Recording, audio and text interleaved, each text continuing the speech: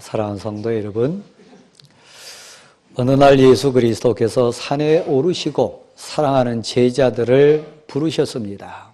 산 위에서 생명의 말씀, 진리의 말씀을 증거하시는데 마태복음 5장 3절부터 시작되는 산상수훈의 장면입니다.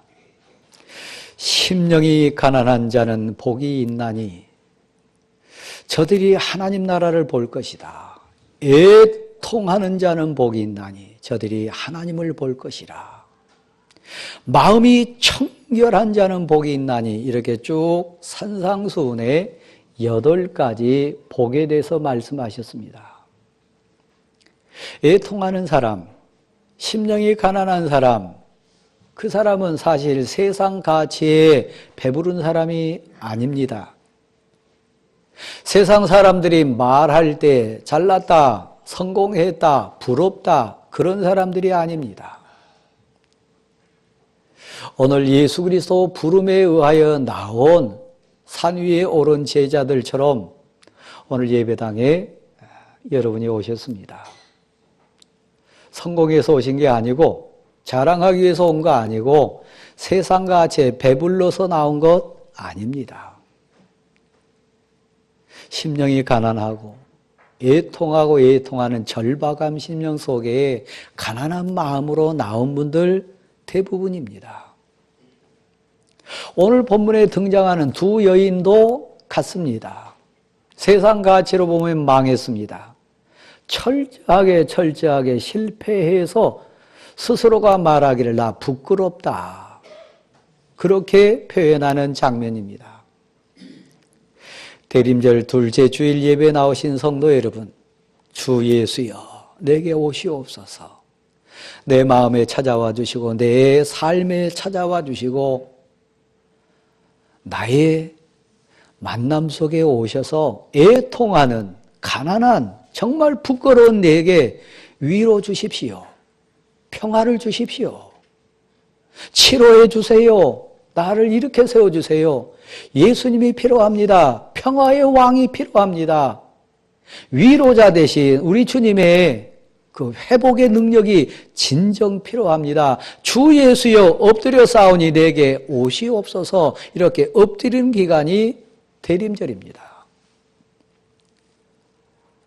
사랑하는 성도 여러분, 오늘 이 본문 속에 등장하는 나옴이라고 하는 이름의 뜻은 기쁘다, 즐겁다, 너무너무 희락과 감격에 찬송하는 상황을 그린 이름이 나옴입니다. 예수 믿으면 당연히 그래야지요. 하나님의 백성이라면 하나님 주신 평화와 하나님 주신 은혜 속에 살면서 그렇게 희락과 기쁨과 감격에 찬송하는 나옴이라고 하는 이름답게 살아야지요. 정작 그 이름을 부여받은 나오미는 어느 순간까지는 그렇게 살았어요. 미꾸라지가 요리조리 피해가듯이 살살 세상 재앙을 피해가면서 10년 전에 적어도 베들레헴의 흉년이 들었을 때 저쪽 모압 지역에는 풍년이라 한다. 그곳에 가면 우리 가족이 평안히 살 수 있을 것 같다. 가족을 다 이끌고 엘리멜렉이라고 남편과 함께 모압을 향하여 세상 가치에 따라서 갔던 인생이 나옴이었습니다. 세상 가치는 상대적이잖아요. 더 잘 산 사람이 있고 더 센 사람이 있고 더 잘난 사람이 있고 나보다 더 큰 사람이 있잖아요. 세상 가치 때문에 혹시 여러분 나 철저하게 실패했다. 철저하게 나 망했다. 그게 너무 부끄럽다. 특별히 사랑하는 가족 앞에 섰을 때, 자녀 앞에 섰을 때 나 너무 부끄럽다. 그래서 나를 나옴이라고 하지 말고 부끄러운 인생, 비참한 인생, 창피한 인생 말하라고 해라. 혹시 그런 분 계시다면 이번 대림절기는 여러분 마음속에 위로자 되시고 평화의 왕 되신 예수 그리스도를 모실 수 있는 최고의 기회예요. 성탄나무를 다시 한번 보십시오. 촛불이 달렸습니다. 빛 대신 예수 그리스도가 오시면 내 모든 두려움에 걱정 근심에 그늘 싹 어둠을 몰아낼 빛이 대신 예수 그리스도를 사모하는 고백으로 달았습니다. 떡을 달았습니다. 생명의 떡이 대신 영원한 생명이 대신 예수 그리스도가 오시면 내 안에 영생의 감격이 이루어지고 회복의 역사가 이루어지는 생명의 떡을 소원합니다. 대림절기에 성탄 나무를 세우고 바라보면서 기도합니다. 우리가 아는 우리와 하나님이 우리를 보시는 기준은 때로는 많이 다를 수 있습니다. 내가 생각하는 내 모습과 나를 바라보는 가족이나 내 주위 사람이 바라보는 나에 대한 평가가 사실은 다를 때가 있습니다. 나오미는 자신이 생각했을 때 철저하게 실패했다 그랬어요. 사실 실패했어요. 남편 죽고 아들 둘이 죽었습니다. 모든 재물이 다 없어졌습니다. 사실 거지가 됐습니다. 여러분이 마태복음 26장 33절로 35절 말씀에 가보면 제자들을 만나는데 그 제자들은 십자가 지시기 바로 직전에 예수 그리스도 앞에 있는 제자들입니다. 귀신을 쫓아냈을 뿐만 아니라 병든 자를 고치시고 기도하시면 빈들이라 할지라도 오병 이어의 기적을 이루어내시고 심지어는 물 위를 걷게 해주신 능력의 주님이 그 앞에 있습니다. 근데 그 주님이 말씀하셨어요. 이 밤 닭이 울기 전에 너희가 나를 3번 부인하리라. 나를 모른다고 하리라. 심지어는 저주까지 하리라. 이전에 믿었던 예수 그리스도, 귀신을 쫓아내고 먹을 것을 주시고 병을 고치신 능력의 주님, 그 주님만 생각했던 베드로와 제자들 뭐라고 얘기합니까? 그럴 일 없습니다. 너희가 나를 부인하리라, 나를 배신하리라, 다 도망가리라, 저주하리라 했을 때 베드로가 성격 급하게 나서서 얘기했습니다. 다른 사람은 다 배신할지라도, 다른 사람은 다 도망갈지라도 나는 무리를 걸어본 사람입니다. 나는 배신하지 않겠습니다. 절대로 배신하지 않겠습니다. 다 도망가도 나는 죽음을 걸고 주님과 함께 하겠습니다. 하도 세게 얘기를 하니까 옆에 있던 다른 제자들도 다 함께, 모두 다 그렇게 얘기했습니다. 저도 그렇게 얘기를 했고 여러분도 그렇게 얘기를 했습니다. 그냥 너무 부끄럽게 오늘 본문에 실패한 나오미가 자기 자신을 그대로 내려놓고 고백한 것처럼 상황이 좀 비틀어지면, 돈이 좀 없어지면, 좀 아프면, 내 가정에 환난의 바람이 좀 불면 언제 내가 주님을 끝까지 따르고 주님을 고백하고 믿는 자답게 웃음 잃지 않겠다고 고백했던 거 다 사라져버립니다. 얼마 지나지 않아 마태복음 26장 33절 다시 가보면 그렇게 호언장담했던 베드로가 닭 울기 전에 나 예수를 모른다고 오히려 예수를 저주하고 도망친 장면이 나옵니다. 사랑하는 대왕교회 성도 여러분, 베드로처럼 제자들처럼 우리는 병난 것도 체험했고 말씀의 은혜도 받았고 갖가지 은사도 많이 선물로 받았습니다. 어찌 보면 특별하게 베드로와 같이 무리를 걷는 것 같은 특별한 은혜를 입으신 분도 계실 겁니다. 이 대림절에 다시 고백하기는 너무 부끄러워서, 너무너무 창피해서 다시 내게 주 예수여 오시옵소서. 진실된 신앙인으로 거듭날 수 있는 복을 이 대림절기를 통해서 성탄절 기념해서 다시 거듭날 수 있는 내가 되게 도와주십시오. 애통하는 심령이 가난한 자가 돼가지고 하늘을 향해서 손을 들고 엎드린 심령이 있다면 오늘 본문이 예사롭게 지나가지 않을 겁니다. 철저하게 십자가에 달리신 예수님의 모습은 실패자예요. 세상 가치로 보면 망한 자예요.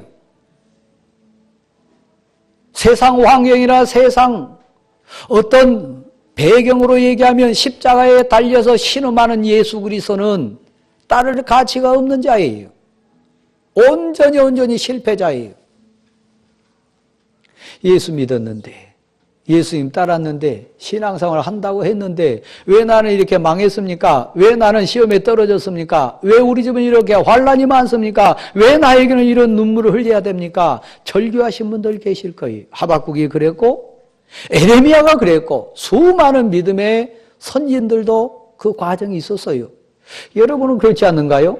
저에게도 많이 있었어요. 부끄럽지만 사실이에요. 베드로도 그랬고 다윗도 그랬고 심지어는 엘리야도 그랬으니까요. 근데 하나님은 신실하세요.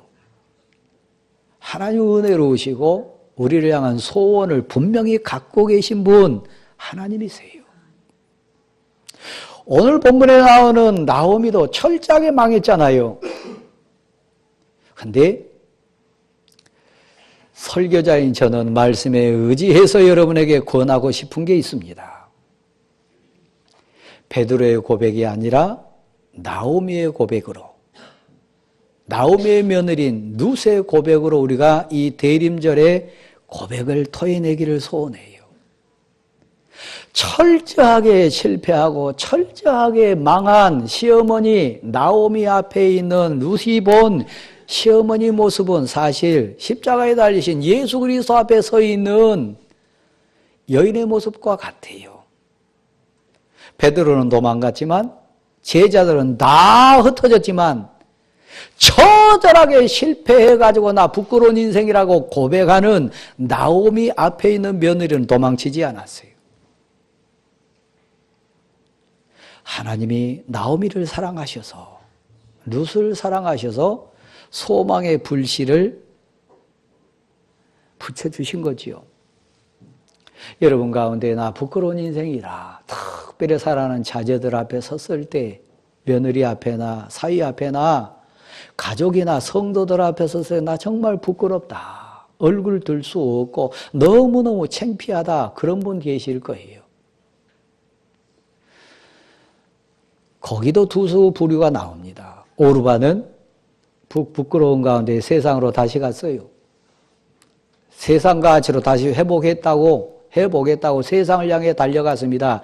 자기 신에게로 떠나갔습니다. 그런데 그 철저한 실패 가운데 나오미를 웃게 하고 나오미에게 소망에 불을 붙이는 인생이 나오는데 누구십니다? 어머니. 철저하게 실패했지만 망했지만 정말 부끄러운 인생이 됐지만 저는 봤습니다. 만약에 제가 어머니 입장이라면 저 죽었을 겁니다. 만약에 내가 어머니 상황이라면 나 그런 모습 갖지 못합니다. 근데 어머니는 일어나시잖아요. 어머니는 하나님을 바라보시잖아요. 어머니는 은혜의 땅을 다시 가겠다고 결단하시잖아요. 어머니는 그런 가운데서도 하나님을 붙들고 계시잖아요. 다 망해도 다 실패해도 처절하게 꺾여도 그런 가운데 꽉 붙잡고 이겨내신 어머니는 진정한 신앙인이십니다. 나는 그런 어머니 본받고 싶습니다. 어머니가 그렇게 의지하고 어머니가 그렇게 사랑하는 믿는 그 하나님을 저도 저의 하나님으로 믿고 싶습니다. 베드로는 도망갔지만 주의 제자들은 도망갔지만 땅끝까지 밑바닥까지 내려간 나오미를 보면서 용수철이 튕겨 오르듯이 신앙 고백으로 일어서는 두 인생이 나옵니다. 이 대림절에 우리가 베들레헴을 바라보고 성탄의 은혜를 사모하는 이유 가운데 하나입니다. 어머니 가시는 곳에 저 가겠습니다. 어머니가 머무는 그곳에 저도 머물겠습니다. 어머니 백성이 저 백성 되기를 소원합니다. 특별히 어머니가 믿는 그 하나님 소원하는데 제가 그 하나님을 저의 하나님으로 믿기를 소원합니다. 여기 사업에 실패하신 분들 계실 거예요. 가정에 실패하고 환경에 처절하게 망한 분들 계실 거예요. 그런 가운데 여러분 자녀들 앞에 사랑하는 가족 앞에 믿음까지도 실패한 모습 혹시 보이지는 않습니까? 오히려 망하는 과정을 통해서 세상 헛된 가치, 헛되고 어떤 세상 그 모든 것을 내어놓고 진짜 진리가 되신 하나님을 만나는 계기 됐다면 여러분 실패가 실패 아닙니다.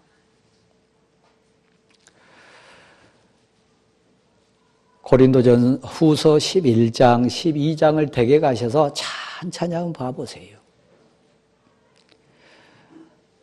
사도 바울이라고 하는 위대한 믿음의 용사가 등장해서 간증합니다. 실패했어요. 망했어요. 세상 가치로 보면 제일 불쌍한 사람이에요. 근데 당당하게 일어섭니다. 하나님 마음속에 계세요. 대부분 사람들은 몸 아픈 마음까지도 무너집니다. 대부분 사람들은 물질이 없어지면 신앙도 다 까먹습니다. 사도 바울은 이렇게 얘기했어요. 그 모든 지식과 모든 배경과 세상 사람들이 자랑하는 가치는 앞에 설물로 여기노라. 부득불 나더러 자랑하라고 한다면 어쩔 수 없이 내가 자랑할 수밖에 없는 상황이라면 내가 자랑하고 싶은 게 있는데 나의 약한 것, 내가 실패한 것, 내가 깨진 것, 그래서 본질을 찾은 것,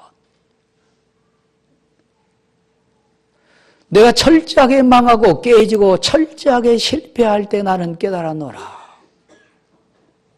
내가 약할 때 온전케 하신 분을 만나노라. 내가 정말 다 망하고 약하고 실패했을 때 내게 힘이 되어주신 하나님이 나와 함께 하심을 나는 깨달았노라. 나는 그 과정을 통해 내게 주신 은혜가 너무 크다고 말씀하신 전능하시고 위대하신 나의 주님 하나님을 내가 만났노라. 사실 이 자리에 배불러서 오신 분 계시다면 여러분 은혜 못 받아요. 세상 가치로 마음이 든든한 분 계시다면 오늘 예배가 의미 없어요. 절대로 산제사 드릴 수 없고 여러분 진지한 기도 드릴 수 없어요. 애통하는, 세상 가치 따라가다가 죄 지은 것 때문에 애통하는, 내 죄를 보면서 슬퍼하고 가슴을 치는 애통하는 자는 복이 있나니 그 사람이 위로받을 수 있어요. 심령이 가난해요. 내세울 것도 없어요. 약하고 약한 것을 내놓을 수밖에 없는 자에게 위로자가 되시고 평화의 왕이 되시고 새 힘을 주시고 붙들으신 하나님을 만날 수 있는 기회가 와요. 저도 저희 애들 앞에 설 때 부끄러울 때가 많습니다. 창피할 때가 많습니다. 그때 이를 악물고 버티는 거 하나 있습니다. 나는 부족하고 연약할지라도 하나님이 계십니다. 나 하나님의 사람입니다. 이 약한 부분을 통해서 하나님이 역사하심을 믿습니다. 오히려 약할 때 나를 이렇게 세워주시고 나를 나되게 해주시는 하나님의 능력을 믿습니다. 그거요. 나오미 고백이 그래서요. 그래서 제가 옆에서 봤을 때 어머니는 돈은 잃었지만 남편도 잃고 아들도 잃고 세상 환경 다 잃었지만 어머니 마음속에 있는 신앙과 어머니를 붙드신 하나님은 위대하십니다. 은혜의 땅을 향하여 믿음의 땅을 향하여 다시 일어서는 어머니 보니까 어머니 신앙은 진실한 신앙입니다. 그래서 저도 가겠습니다. 어머니 가시는 곳에 나도 가고 어머니 머무시는 곳에 나도 머물고 어머니 백성이 내 백성 되기를 원하고 어머니가 믿는 그 하나님이 나의 하나님 되기를 소원합니다. 진심입니다. 땅끝까지 다 내려간 상황에 있는 사람을 보고 오히려 감동받았다 그래요. 오히려 철저하게 망한 사람을 보고 오히려 본받기를 원한다 그래요. 이게 신앙의 가치고 이해할 수 없는 신비한 거 아닙니까? 돈 잃고 믿음도 잃지 마십시오. 건강 잃고 삶도 잃지 마십시오. 돈은 잃었으나 관계는 깨졌으나 그 모든 환경은 없어졌으나 이 과정을 통해 나의 나되게 하신 하나님을 저는 만났습니다. 이 고백이 있는 여러분 될 수 있기를 간절히 소원합니다. 사랑하는 성도 여러분, 누가복음 15장 16절 이하의 장면을 이렇게 보면 대림절 우리가 어떻게 살아가야 할지를 보여주는 장면이 나옵니다. 거기 보면 탕자 얘기 나와요. 집을 떠난 둘째 아들, 못된 둘째 아들 나옵니다. 그리고 다른 아들이 있는데 집 안에서 아버지 일 도우면서 아버지와 함께 거하는 큰아들 나옵니다. 둘째 아들 멀리 떠나서 돈 다 잃어버렸어요. 건강도 잃지 않았겠어요? 자존심도 다 잃었어요. 모든 거 다 사라졌어요. 근데 아버지 집에서 아버지를 통하여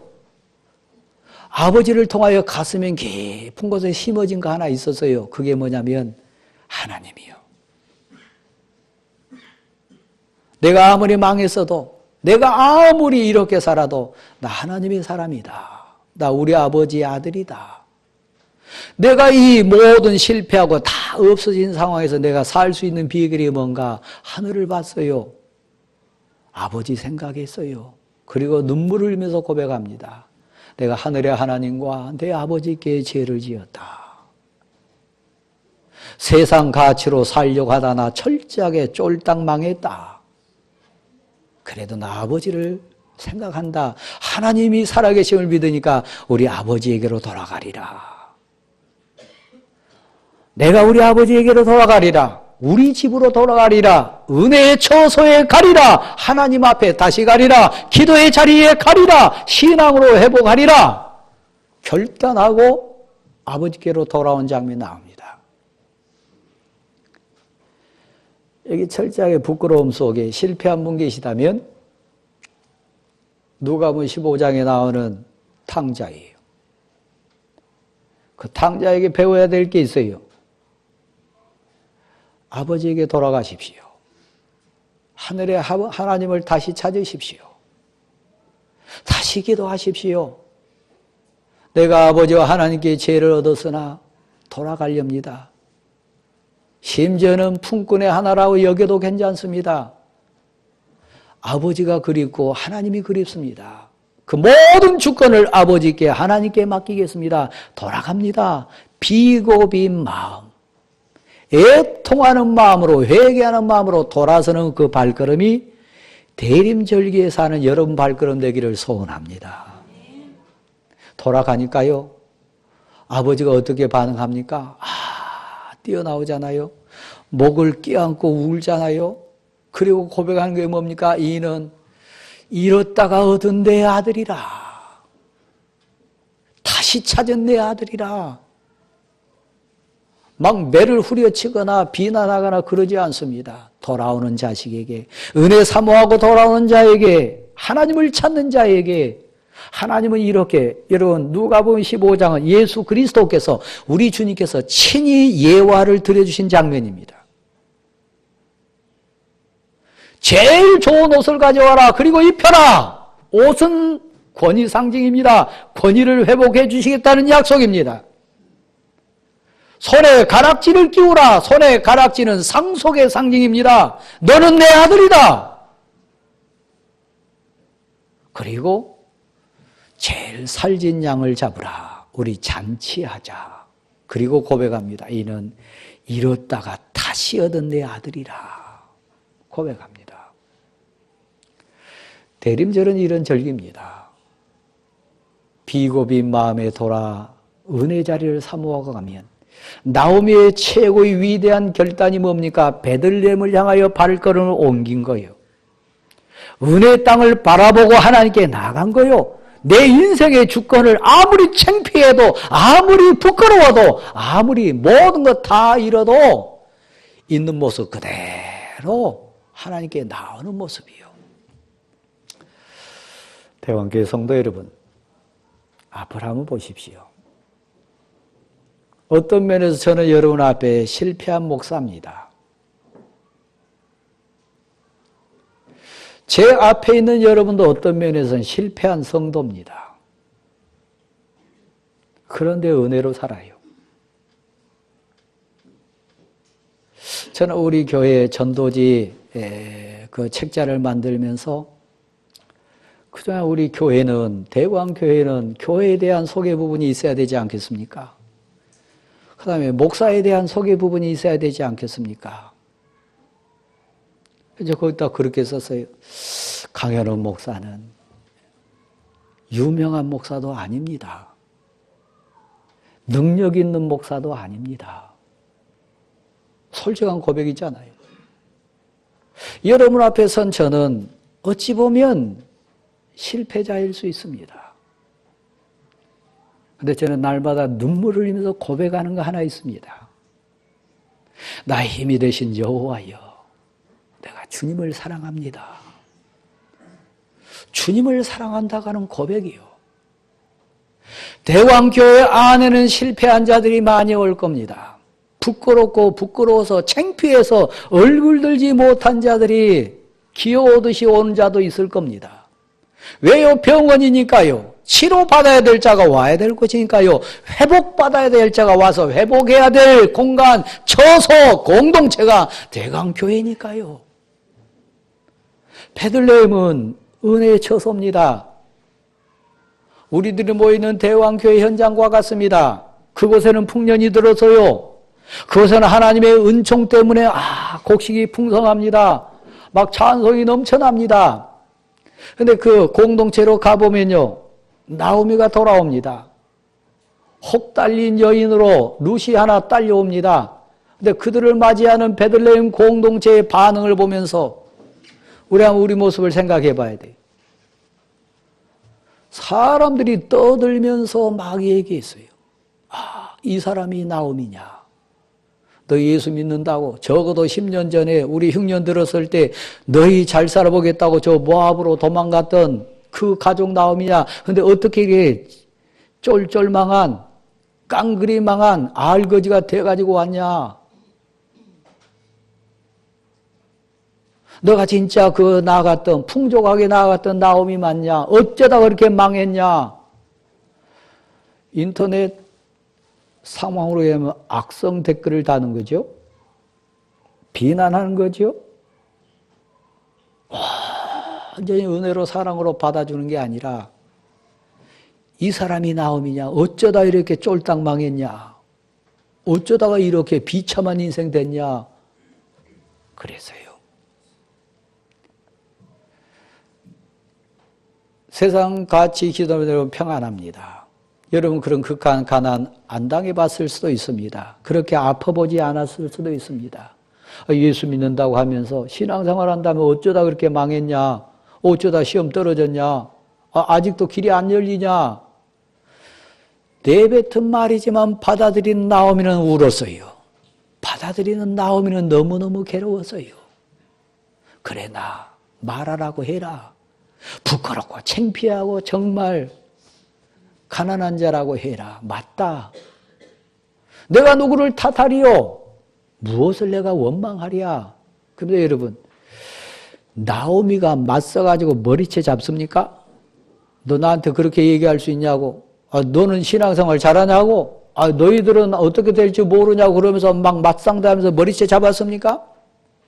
은혜 받은 자의, 하나님을 만난 자의, 처절하게 실패해 본 자의, 은혜 받을 그릇을 가진 자의 자세가 나옵니다. 맞다. 하나님 앞에 나 징벌받은 자다. 자기 자신을 돌아봅니다. 여러분, 이 세상 가치 중에 최고의 모욕을 당한 장면이 성경에 나옵니다. 이 땅에 있는 인생 중에 가장 치욕을 당하는 장면이 나옵니다. 만왕의 왕이신 예수님이 메시아 되신 예수님이 십자가에 달리신 거예요.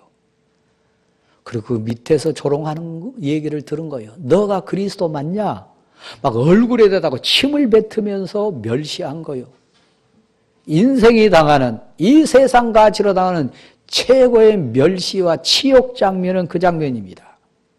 메시아 대신 만왕의 왕이신 하나님이 너가 메시아 맞냐? 그리스도 맞냐? 너나 구해봐라. 그 십자가에서 내려와 봐라.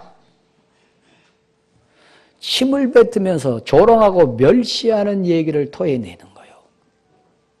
우리 모두는 십자가의 아래에 있는 인생입니다. 우리가 누구를 비난하고 누구를 모욕하고 누구를 공격할 수 있습니까? 우리는 다 십자가 앞에 섰을 때 부끄러운 인생입니다. 한순간에 쫄딱 망할 수 있어요. 한순간에 건강 잃을 수 있어요. 한순간에 알거지 될 수 있습니다. 이게 인생이에요. 또 용수철이 튀어오르듯이 한순간에 세상이 불어하는 부자 될 수도 있습니다. 많은 사람을 다 품어낼 수 있는 유력자가 될 수도 있습니다. 하나님이 함께 하시면요. 그러니까 누구를 원망하고 누구를 비난하고 누구를 모욕할 수 있겠습니까? 저도 모욕당해본 경험이 있습니다.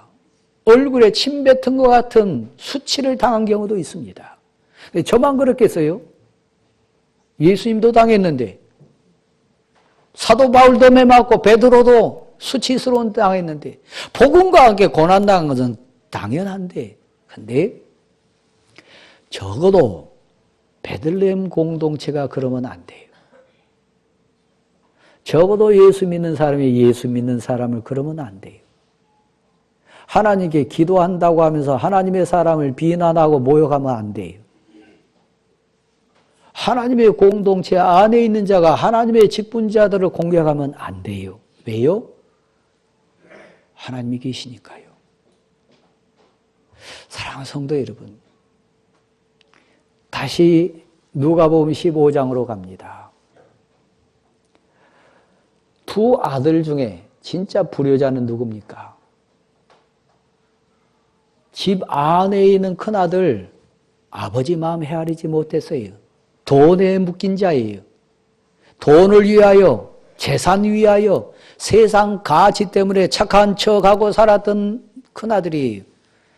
오히려 돈은 잃었지만 하나님을 만난 자, 아버지의 가치를 깨달은 자, 비록 멀리 떠나가지고 불효를 행했지만 회개하고 돌아온 자, 새로운 인생을 하나님을 만나고 아버지의 가치를 깨달으면서 돌아온 자. 여러분, 누가 더 불효자고 누가 더 효자입니까? 여러분은 어느 쪽입니까? 여러분의 고난이 없거나 아픔이 없거나 눈물이 없다고 평안할 때 집에 있는 큰아들처럼 마음이 딴 곳에 있다면, 아버지를 이해하지 못한다면, 아버지의 가치를 알지 못하고 동생의 가치를 알지 못하고 하나님 아버지의 가치를 모르는 평안히 사는 집안의 큰아들, 어찌 보면 육의 그리스도인으로 사는 대광교회 성도인 저와 여러분일 수 있어요. 오히려 철저하게 실패해보고 오히려 부끄럽고 창피 당하면서 인생이 뭔지, 은혜가 뭔지, 왜 예수님이 필요한지, 왜 평화의 왕이 오셔야 되는지를 눈물로 고백하는 성도가 있다면 둘째 아들이에요. 이 대림절, 여러분 어느 인생길로 가기를 원하십니까? 은혜 자리로 갑시다. 베들레헴을 향해 갑시다. 하나님의 은혜 사모하면서 엎드리는 우리 모두가 될 수 있기를 간절히 소원합니다.